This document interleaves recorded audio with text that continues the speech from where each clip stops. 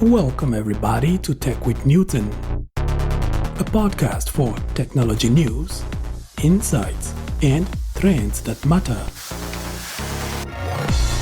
A podcast where information, factual integrity, and entertainment intersect. I'm your host, Newton. Happy listening.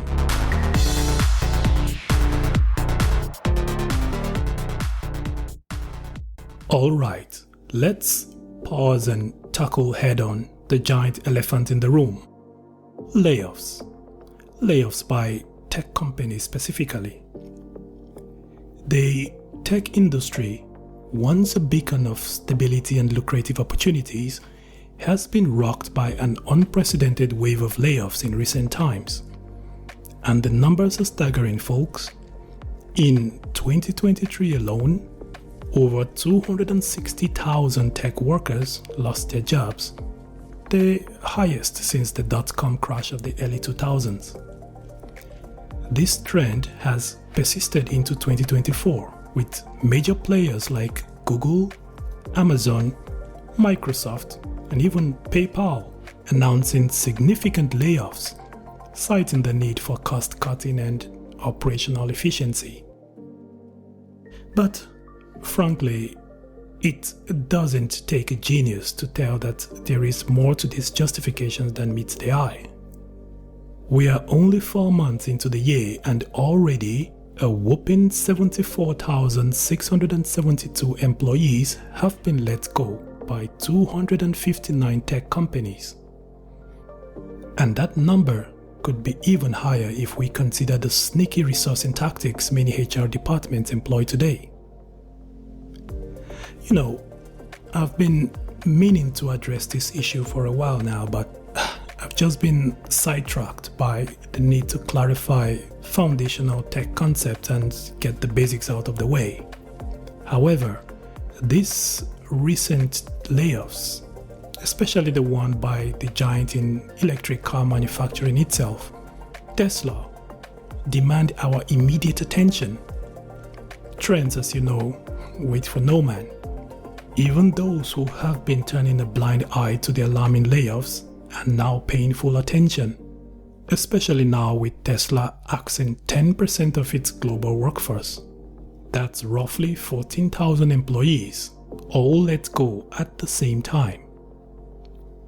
According to a report on Reuters, Tesla is grappling with falling sales and an intensifying price competition in the electric vehicle market.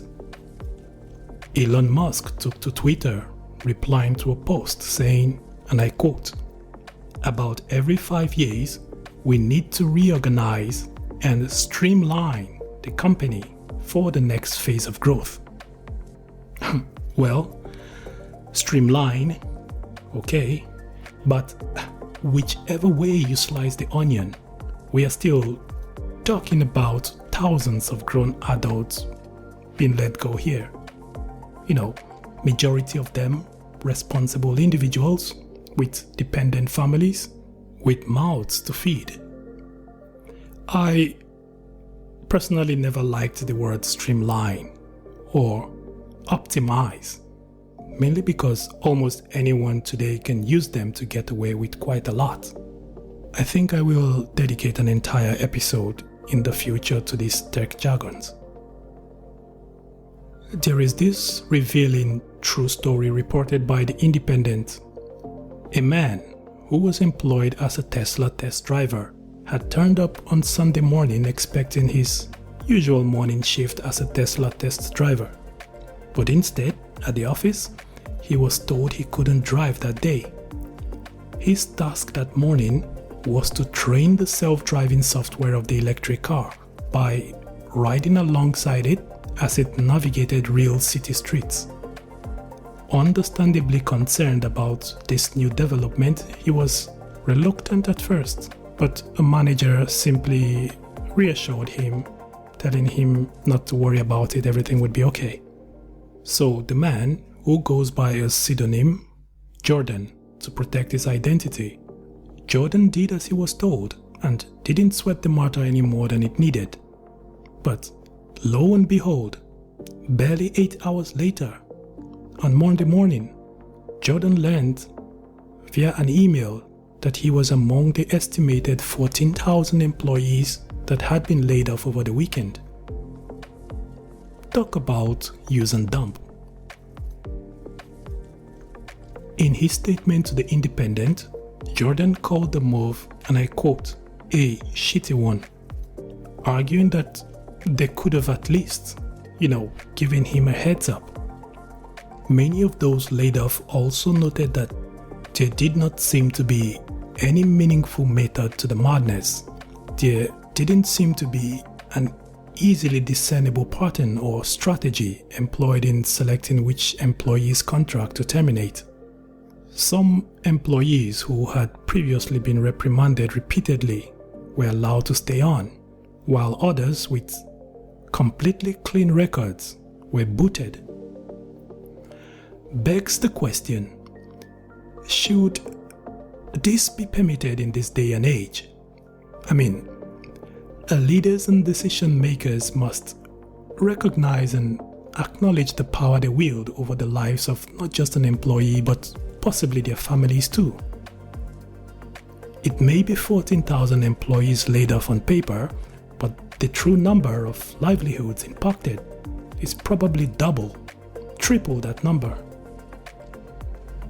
It is true that while economic conditions and strategic pivots may necessitate workforce adjustments, this current approach of indiscriminate layoffs, like we are seeing now, risks disenfranchising critical workers and damaging workplace culture.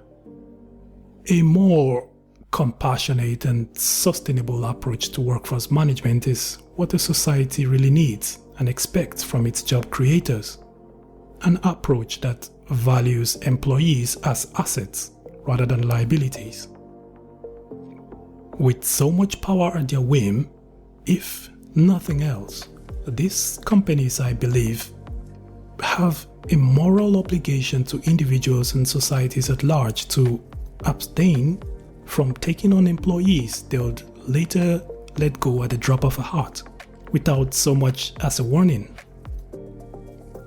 I don't think anyone has gotten over that horrendous stunt from Twitter when it laid off 80% of its staff soon after acquisition. And now we have this news from Tesla again. A source from Bloomberg even claims Elon had initially wanted to slash Tesla headcount by 20%, not the 10% it has done. Cost reduction may not be the only motive here. Tesla is rumored to be grappling with increased competition from Chinese car companies like BYD. Frankly speaking, the writing has been on the wall for some time now, and anyone who has been looking should know by now. Tesla shares had plummeted a good 31% this year, putting it among the worst performance in the S&P 500. And not to be misunderstood, my outcry is not solely aimed at Tesla alone. In fact, this is not a podcast episode about Tesla. The Tesla layoffs just happen to be the latest disturbing incident in a series of disturbing incidents, and I just had to stop everything else and lay this out here to dry. But sure enough, there are other big names equally culpable here as well, and that's going by their alarming layoff numbers so far in 2024 alone. According to Layoffs.fyi, that's Layoffs.fyi, if you do not know that website, I highly recommend it. You should use that website to keep tabs on what's really going on under the cover of night. According to Layoffs.fyi, since the beginning of this year, and that's only 4 months, DELL has laid off 8,000 employees. PayPal has laid off 9% of its employees, amounting to 2,500 headcount. Microsoft has silently said goodbye to 1,900 of its employees. Google kicked out 1,000 employees. SAP booted 8,000 employees. CISCO shooed away 4,250 employees. XEROX severed ties with 3,000 employees. Amazon has terminated 400 employees. Twitch has ended the work contracts of 35% of its workforce. Apple, your favorite Apple, has said sayonara to 614 previous employees. Snap has said ciao to 10% of its workforce. Salesforce has showed 700 employees the door. TikTok disowned 250 of its employees. Zoom has said au revoir, la revedere, arrivederci to 150 employees. And the list just doesn't end, folks. But we'll end ours here. You get the point.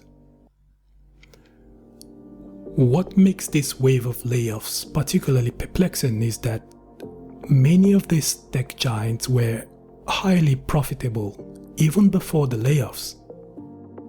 True, some may have run into genuine hard times where cost reduction had to become the only way out, but certainly not all of them. There are just too many tech companies laying off too large a number of employees for all of them to be running into hardships at the same time.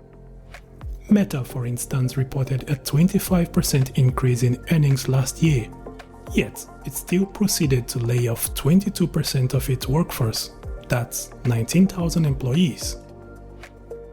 The paradox of layoffs amidst profitability. This disconnect between profitability and job cuts has left many questioning the true motives behind these decisions. Some analysts suggest that tech executives, particularly those in the US, are using the layoffs as a strategy to appease Wall Street and boost stock prices, rather than addressing real underlying operational issues within the company. And indeed, the Nasdaq Composite, dominated by tech companies, rebounded strongly in 2023 and early this year as well, fueled in part by these questionable cost-cutting measures. Nonetheless, my discontentment with all this still stands.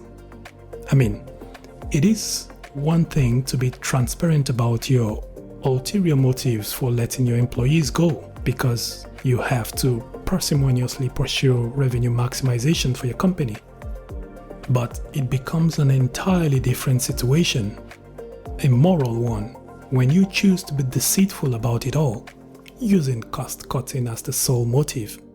A motive to let people go with only a few minutes' notice, sent via email. And interestingly, there are legit studies which prove that downsizing does not always yield the expected outcome for some companies, but rather the opposite.